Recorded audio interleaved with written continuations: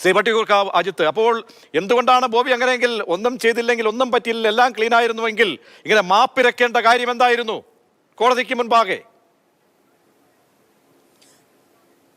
മാപ്പിരക്കേണ്ട കാര്യം എന്ന് പറഞ്ഞാൽ അദ്ദേഹം ചെയ്തൊരു പാളിച്ചയാണ്.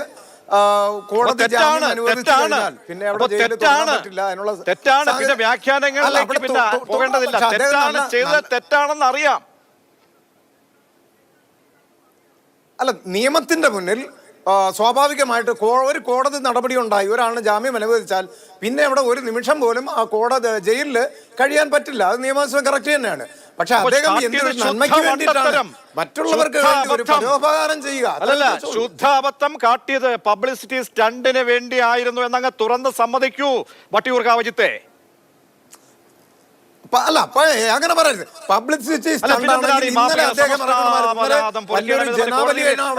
എന്തിനാണ് മാപ്പ് അപേക്ഷിക്കുന്നത്? നമ്മൾ പറഞ്ഞ ക്ലിയർ ആണ്, കുഴപ്പമില്ല എങ്കിൽ വാദിക്കാമല്ലോ, അതിനുള്ള ശേഷിയുള്ള ആളല്ലേ, ഉപരി കോടതിയിലൊക്കെ പോകാമല്ലോ. അതൊന്നും ഉണ്ടാകാതെ ഞാൻ പറഞ്ഞതിനൊക്കെ മാപ്പ് അരക്കണം, ഇനി നല്ല കുട്ടിയായിട്ട് ഞാൻ നടക്കാമെന്ന് കോടതിക്ക് അങ്ങനെ പറയേണ്ടതില്ലല്ലോ. എല്ലാം നേരിടാനുള്ള ശേഷിയുള്ള ആളാണെങ്കിൽ, പറഞ്ഞത് ക്ലിയർ ആണെങ്കിൽ അത് മതിയല്ലോ. കോടതി നടപടികളല്ലേ, കോടതി നടപടിയുടെ ഭാഗമായിട്ടാണ് ബോബി അതിന് മാപ്പ് പറയണം എന്ന് പറഞ്ഞു. അദ്ദേഹം മാപ്പ് പറഞ്ഞു. അദ്ദേഹം നമ്മൾ മനസ്സിലാക്കേണ്ടത്, അദ്ദേഹം സാധാരണക്കാരായിട്ട് ജീവിക്കുന്ന ഒരാളാണ്. ആ രീതി, അത് മാത്രമല്ല ഒരാളുടെ അടുത്ത് മാപ്പ് പറയാൻ അദ്ദേഹത്തിന് ഒരു മടിയുമില്ല. ജയിലിൽ കിടക്കുന്ന ഒരുപാട് ആളുകൾ ജയിലിൽ കിടക്കുന്നവരുണ്ട്. അത് എന്തിന്റെ പേരിലാണ് ജയിലിൽ കിടക്കുന്നത്, അല്ലെ അവരെ അയക്കുന്നതൊക്കെ കോടതിയാണ് തീരുമാനിക്കുന്നത്. അവിടെ ഒരു വക്കാലത്ത് ഏറ്റെടുത്ത് ഞാൻ വക്കാലത്ത് റെഡിയാക്കി തരാം, അല്ലെങ്കിൽ ഞാൻ നോക്കിക്കോളാം എന്ന തലത്തിലേക്കൊക്കെ പോകേണ്ട കാര്യം എന്താണ്? ആദ്യം സ്വന്തം കേസ് തീർപ്പാക്കൂ. അതുണ്ടാകാതെ കാട്ടിയതൊരു മൗഢ്യമല്ലേ? അല്ല, തീർച്ചയായിട്ടും അദ്ദേഹം അങ്ങനെ ഈ പറഞ്ഞിട്ടുണ്ടെങ്കിൽ ഈ 26 പേർക്കും അദ്ദേഹം നിസ്സാര കാശുകൾ എന്തോണം അവിടെ അടയ്ക്കേണ്ടി ഇതിന് വരുന്ന ബോണ്ട് കെട്ടിവെക്കേണ്ടതായിരിക്കും. കൃത്യമായിട്ടും അദ്ദേഹം അത് ചെയ്തിരിക്കും.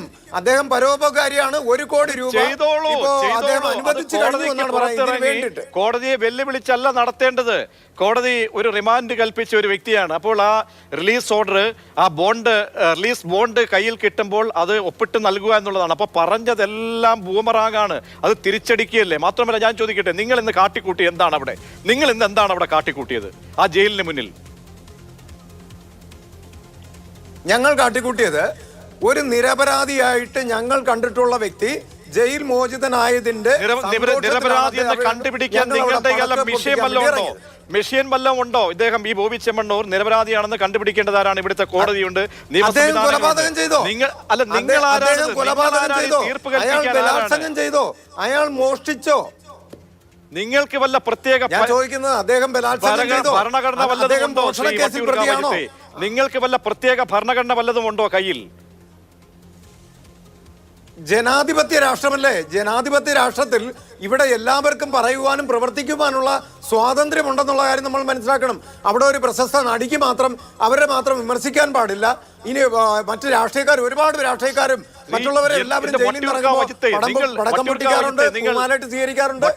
അജിത്തെ, ഗോവിന്ദച്ചാമിക്ക് മാത്രമേ നിങ്ങൾ പൊന്നാട അണിയിക്കാതിരുന്നിട്ടുള്ളൂ. കഴിഞ്ഞ ഒരു 1.5 പതിറ്റാണ്ടിന്റെ ചരിത്രമെടുത്താൽ അതിനുശേഷം ഉണ്ടായിട്ടുള്ള കേസുകളെല്ലാം അങ്ങേയറ്റത്തെ അധമന്മാർക്ക് മാലയിട്ട് പൂമാലയിട്ട് മുല്ലപ്പൂ ചൂടുന്ന മെൻസ് അസോസിയേഷൻ എന്ന പ്രതിനിധിയും താങ്കളെയുമാണ് കണ്ടിട്ടുള്ളത്. അപ്പോൾ ഈ തീർപ്പ് കൽപ്പിക്കാൻ താങ്കൾ ആരാണ്?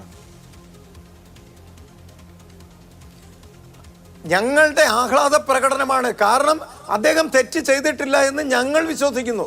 കാരണം അദ്ദേഹം ഒരു മനുഷ്യ സ്നേഹിയാണ്, മനസ്സിലാക്കണം. താങ്കൾ എന്തെങ്കിലും അന്വേഷണം നടത്തിയോ? നിങ്ങളുടെ ഈ മെൻസ് അസോസിയേഷൻ അഡ്വക്കേറ്റ് ഉണ്ടോ, അഭിഭാഷകരുണ്ടോ, അല്ലെങ്കിൽ അന്വേഷണ പ്രൈവറ്റ് CID-മാരെങ്കിലും ഉണ്ടോ? നമ്മുടെ ലീഗൽ അഡ്വൈസറും അംബാസഡറും എന്ന് പറയുന്നത് അഡ്വക്കേറ്റ് ആളൂരാണ്. അപ്പോൾ അദ്ദേഹത്തിന്റെ അടുത്ത് നിയമോപദേശം ഞങ്ങൾ ചോദിച്ചിട്ടുണ്ട്, കിട്ടിയിട്ടുമുണ്ട്. അത് മാത്രവുമല്ല, ഇദ്ദേഹം ഒരു കൊലപാതകിയല്ല.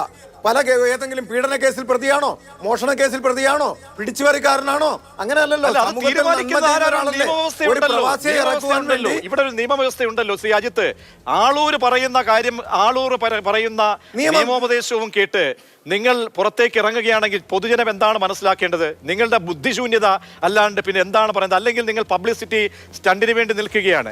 നിങ്ങൾ ഒരു അന്വേഷണവും നിങ്ങൾ നടത്തിയിട്ടില്ല. കോടതിക്ക് മുൻപാകെ പൊതുജനം എന്ത് പറയുന്നു എന്നുള്ള പൊതുജനം എന്ത് പറയുന്നു പിന്നെ എങ്ങനെ ബോബി ചെമ്മണ്ണൂർ നേരത്തെ പറഞ്ഞ സിദ്ദീഖ് അടക്കം നിങ്ങൾ മാലയിട്ട് സ്വീകരിച്ച ആളുകളൊക്കെ തന്നെ പല കേസുകളിലും കണ്ടിട്ടുണ്ട്. അങ്ങേയറ്റത്തെ മ്ലേച്ഛമായ കേസുകളിലടക്കം പ്രതികളെ നിങ്ങൾ മാലയിട്ട് സ്വീകരിക്കുന്ന ജയിൽ കവാടത്തിൽ കണ്ടിട്ടുണ്ട്. അപ്പോൾ ഇതൊക്കെ നിർണ്ണയിക്കാൻ നിങ്ങൾക്ക് എന്ത് നിയമജ്ഞാനമാണുള്ളത്?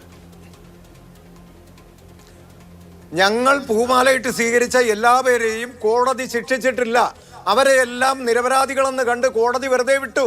അതിന് ഒരു ഉദാഹരണമാണ് 160 ദിവസം ജയിലിൽ പോക്സോ കേസിൽ ജയിലിൽ കിടന്ന വ്യക്തി ഇപ്പോ വിചാരണ പോലും കൂടാതെയാണ് കോടതി പുറത്തുവിട്ടിരിക്കുന്നത്. അതെന്തടിസ്ഥാനത്തിലാണ്? ഒന്ന് മനസ്സിലാക്കണം. കോടതികൾക്കും തെറ്റ് പറ്റാം. ഇവിടെ ആരും തെറ്റ് പറ്റാത്തവരാരുമില്ല.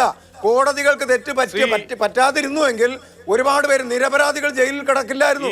ഇന്ന് ഒരുപാട് പേർ നിരപരാധികൾ ജയിലിൽ കിടക്കുകയാണ്. അവർക്ക് വേണ്ടിയിട്ടാണ് ഞാൻ സംസാരിക്കുന്നത്.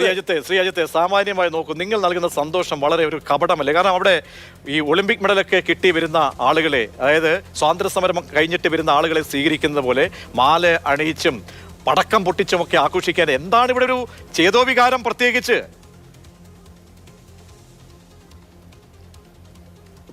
താങ്കൾ തന്നെ ആദ്യം പറഞ്ഞു ഗോവിന്ദസ്വാമിയെ ഞങ്ങള് മാലയിട്ട് സ്വീകരിച്ചിട്ടില്ല. അപ്പൊ തെറ്റ് ചെയ്യുന്നവരെ തെറ്റ് ചെയ്തിട്ടുണ്ട് എന്ന് ബോധ്യപ്പെട്ട അവസരം കിട്ടിയിട്ടില്ല. അവസരം കിട്ടിയിട്ടില്ല. അന്നുണ്ടായിരുന്നെങ്കിൽ അതും ചെയ്യുമായില്ല. താങ്കൾ പറഞ്ഞുവല്ലോ ഇവിടെ പത്തനംതിട്ടയിലെ ഈ 64 അധവന്മാരേക്കും സപ്പോർട്ട് നൽകുമെന്ന്. അതിനപ്പുറത്തേക്ക് നിങ്ങളുടെ ഉദ്ദേശശക്തി ഈ അരിയാഹാരം കഴിക്കുന്ന മലയാളിക്ക് മനസ്സിലാകും. ഞാൻ അങ്ങയിലേക്ക് ഒന്ന് മടങ്ങിയെത്താം.